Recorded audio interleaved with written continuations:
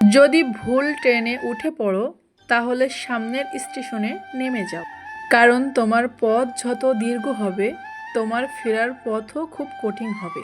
সব শিক্ষা বইয়ের পাতা থেকে নয়, কিছু শিক্ষা পরিস্থিতি আর বাস্তব থেকে হয়। টাকা পয়সা মানুষকে বড়লোক বানাতে পারে, কিন্তু ভদ্রলোক নয়। ভাঙা মোবাইল আর নষ্ট সম্পর্ক তুমি যতই মেরামত করো না কেন, সেটা আর কখনোই আগের মতো সার্ভিস দিবে না। মিথ্যেবাদীরা এখন সবার কাছে প্রিয় হয়, আর সত্যবাদীরা সবার কাছে হয় অবহেলিত আর অপমানিত। যারা নিজের চেয়ে অন্যের কথা বেশি ভাবে, অপমানিত স্থানে দ্বিতীয়বার যাবেন না, কারণ যেখানে আপনার সম্মান নেই সেখানে আপনার না যাওয়াটাই ভালো। মিথ্যা তখনই জিতে যায় যখন সত্য বলা মানুষগুলো বোবা হয়ে যায়। চরিত্র আর ব্যবহারের যত্ন নিন। দামি পোশাক, গাড়ি বাড়ি মালিক হলেও ভালো মানুষ হওয়া যায় না।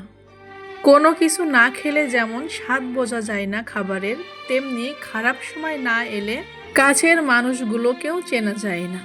কিন্তু কষ্টের সময় মানুষের ব্যবহারগুলো সারা জীবন মনে থাকে। কিছু কিছু রাস্তা আপনাকে একাই যেতে হবে। না থাকবে কোনো পরিবার, না থাকবে আপনার বন্ধু বান্ধব, শুধু থাকবেন আপনি আর আপনার ছায়া। মানুষের জন্য কখনো বাঁচবেন না, কারণ মানুষ বদলায়।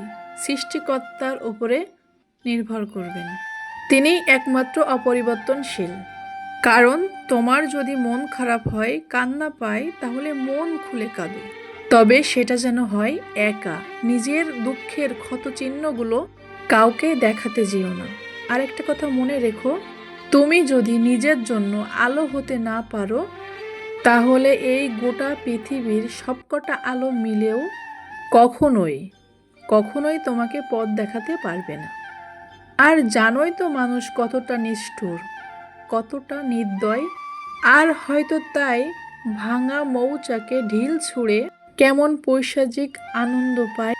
এই জন্য চারপাশে প্রচুর মানুষের ভিড় হবে, অনেক ভিড় ঠেলে এগোতে হবে, অনেক রকমের কথা কানে আসবে। তবে আপনাকে যেটা করতে হবে, জীবনে কিছু মানুষ আবর্জনা ছড়াতে আসবে, তাদেরকে আগাছার মতো উপড়ে ফেলিয়ে দিতে হবে। নিজের ভাবনা, তাই বাউন্ডারিও আপনাকে সেট করতে হবে। নেগেটিভ যেখানে দেখবেন, সাথে সাথে সেখান থেকে উঠে আসবেন।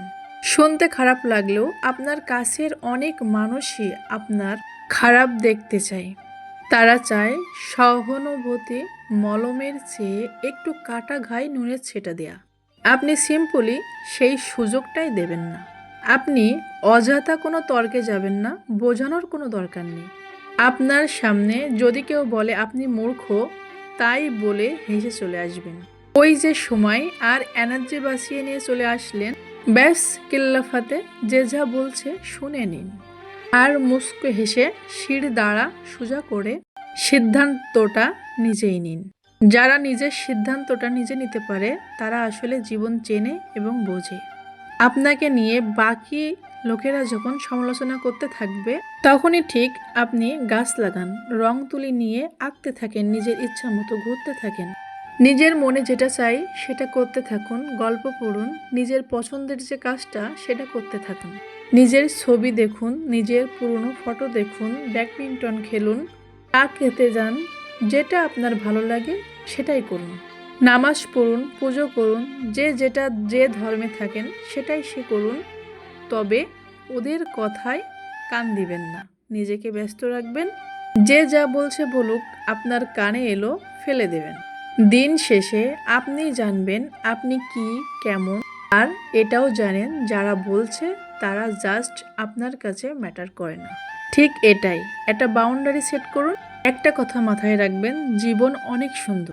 আপনি যে এই জীবনটা নিয়ে বাঁচতে পারছেন সেটাই অনেক সুন্দর, কিন্তু আমাদের চারপাশে যে বেড়ে ওঠা আগাছাগুলো, এগুলো কিন্তু ছেঁটে ফেলতে